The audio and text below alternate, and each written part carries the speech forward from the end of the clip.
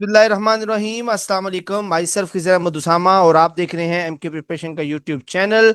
Student 17 मई 2026 को FPSC ने lecture physics की एक और पोस्ट के लिए एग्जाम लिया। आज हम उस पेपर के कुछ क्वेश्चन जो है वो डिस्कस करने जा रहे हैं।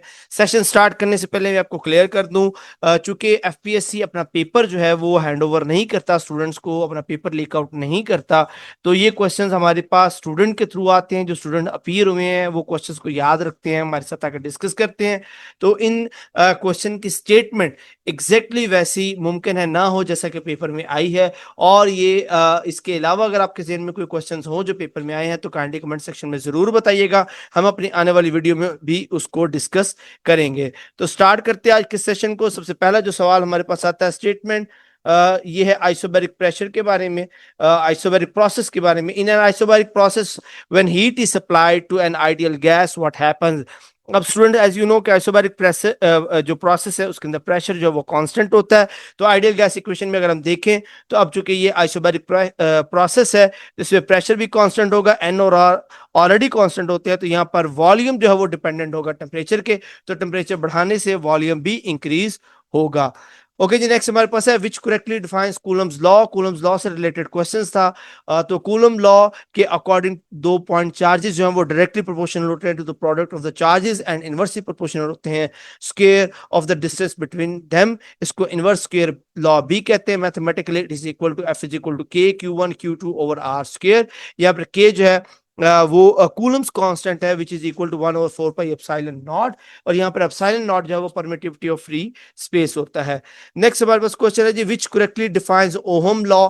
ओहम लॉ की जो डेफिनेशन है उससे मुताल्लिक सवाल है। तो ओहम लॉ के अकॉर्डिंग कोई भी करंट कैरिंग कंडक्टर जो है उसके अंदर जो करंट फ्लो कर रहा है वो प्रोपोर्शनल होता है voltage across it. But condition इसमें यह है कि जो टेम्परेचर ऑफ द कंडक्टर है या फिजिकल कंडीशन जो है वो कांस्टेंट रहे, यानी कि V is equal to I R. Voltages और करंट डायरेक्ट प्रोपोर्शनल होते हैं, बट कंडीशन ये है कि फिजिकल स्टेट या टेम्परेचर जो है वो रिमेन द सेम।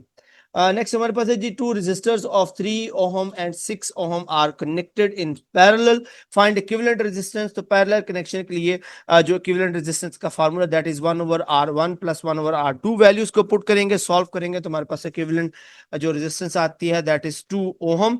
नेक्स्ट हमारे पास क्वेश्चन है जी two capacitors of 2 microfarad and 3 microfarad are connected in series.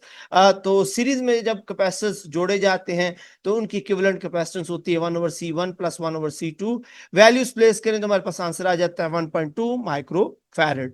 Next statement है जी हमारे पास what is the correct definition of the refractive index. तो रिफ्रैक्टिव इंडेक्स जो है वो ratio of speed of light in vacuum to the speed of light in the medium होता है, यानी कि हम किसी स्पेसिफिक मीडियम के अंदर जो स्पीड ऑफ लाइट है उसको कंपेयर करते हैं with the speed of light in the vacuum, और इस कंपैरिजन में जो रिजल्ट आता है उसको हम रिफ्रैक्टिव इंडेक्स कहते हैं। Mathematically it is equal to n is equal to c over v, where c is the speed of light in vacuum and v is the speed of light in the specific medium.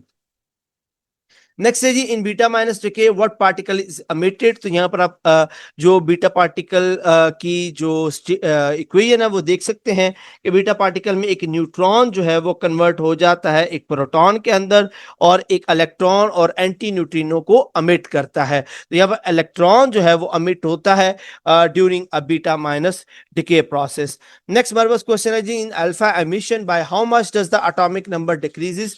तो alpha emission के अंदर चूंकि helium particle जो है वो release होता है, helium nucleus जो है वो रिलीज होता है, और हीलियम का जो एटॉमिक नंबर है वो 2 है, तो ओवरऑल अल्फा पार्टिकल एमिशन में जो एटॉमिक नंबर है वो अफेक्ट होता है 2 के नंबर से।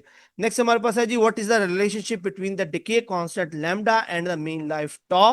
तो जो डिके कांस्टेंट है वो लैम्डा कहलाता है, मीन लाइफ से मुराद average life of radioactive nucleus होती है, और इनका जो रिलेशन होता है that is tau is equal to 1 over lambda.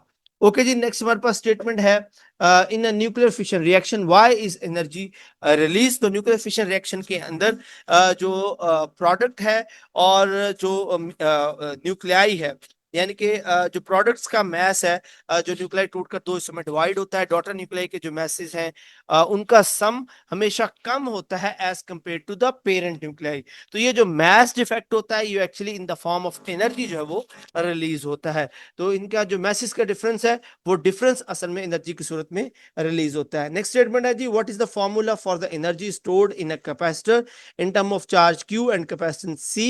यानी कि एनर्जी स्टोर्ड, एनर्जी का फॉर्मूला पूछा गया in term of Q and C। अब एनर्जी का जो फॉर्मूला हमारे पास मौजूद है U is equal to 1/2 CV², और यहाँ पर C जो होता है सी जो होता है वो क्यू ओवर वी होता है। वैल्यूज को प्लेस करें फर्दर, जो हमारे पास वी है वो क्यू ओवर सी होता है। वैल्यूज प्लेस करें तो हमारे पास आंसर 1/2 क्यू ओवर सी आ जाता है in the form of Q and C.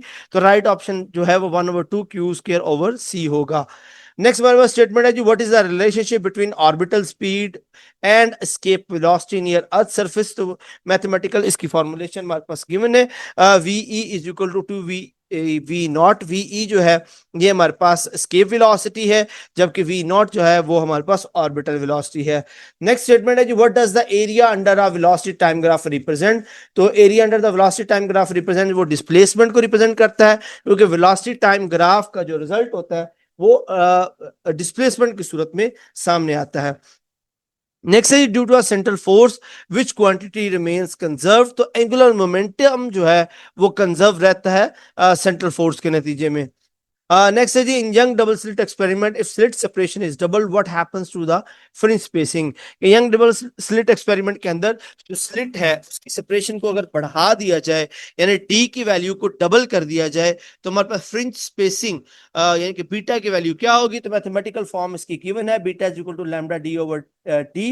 तो अगर हम यहाँ पर इसकी वैल्यू को डबल कर देते हैं, डी की वैल्यू को डबल करेंगे, तो हमारे पास जो बीटा है वो हाफ हो जाएगा 1/2 के फैक्टर के साथ। ओके, नेक्स्ट हमारे पास स्टेटमेंट है, how are stationary waves formed. Stationary waves कैसे बनती हैं। तो दो same waves with the same frequency and amplitude जब ऑपोजिट डायरेक्शन में एक दूसरे के साथ इंटरफेयर करती हैं तो रिजल्ट जो है वो स्टेशनरी वेव बनता है, और जो नोड्स और एंटी नोड्स को बनाती हैं। तो स्टेशनरी वेव्स सेम वेव्स यानी कि सेम फ्रीक्वेंसी सेम एम्पलीट्यूड वाली फ्रीक्वेंसी ऑपोजिट डायरेक्शन वाली जब एक दूसरे को इंटरफेयर करती हैं तो तब स्टेशनरी वेव्स बनती हैं। Next is what is the time period of a satellite orbiting close to the earth. तो इसकी mathematical formulation T is equal to pi R over G given है। वो मैथमेटिकल फॉर्मुलेशन है उस टाइम पीरियड के लिए जो satellite closest to the earth surface move कर रहा होता है। What is the molar specific heat at constant volume CV for a monoatomic ideal gas। तो monoatomic ideal gas के लिए जो है वो मोलर स्पेसिफिक हीट पूछी गई है एट कांस्टेंट वॉल्यूम। तो मोनोटॉमिक गैस की बात करें तो इसकी डिग्री ऑफ फ्रीडम 3 होती है, और स्पेसिफिक हीट का जो एट कांस्टेंट वॉल्यूम जो फॉर्मूला होता है that is F/2 over multiply by R। और यहाँ पर F जो है वो डिग्री ऑफ फ्रीडम है, जिसकी यहाँ पर 3 प्लेस करेंगे तो हमारे पास जो इसकी स्पेसिफिक हीट आ जाएगी at constant volume will be equal to 3/2 R। Next है जी, a heat engine absorbs 600 joules and ejects 420 joules। Calculate the efficiency. तो एफिशिएंसी का फार्मूला होता है 1 minus Q rejected over Q absorbed. Value put करें solve करें तो हमारे पास आंसर आता है जी 30%। ओके जी, हमारे पास उसके बाद आ जाती है statement, in an irreversible process what happens to the entropy of the isolated system. तो सेकंड लॉ ऑफ थर्मोडायनामिक्स ये सजेस्ट करता है कि इरिवर्सिबल प्रोसेस के अंदर जो एंट्रोपी है वो हमेशा इंक्रीज होती है। उसके बाद हमारे पास स्टेटमेंट आ जाती है which phenomenon can are transverse wave undergo that are longitudinal wave can not. तो 15 तारीख को जो पेपर हुआ था उसमें भी सेम यही सवाल आया था, 17 तारीख को ये क्वेश्चन फिर रिपीट हुआ है।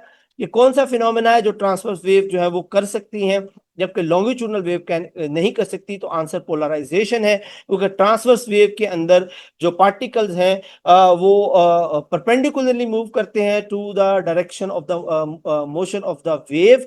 दैट इज वाई पोलराइजेशन के थ्रू हम इसको स्टॉप कर सकते हैं, इसको अल्टर कर सकते हैं। जबकि लॉन्गिट्यूडनल वेव के अंदर चूंकि वेव पार्टिकल जो है वो टू एंड फ्रो मोशन करते हैं, यानी कि उसी डायरेक्शन में parallel to the direction of the motion of the wave कर रहे होते हैं, दैट इज वाई पोलराइजेशन उस पर इंप्लीमेंट नहीं हो सकती।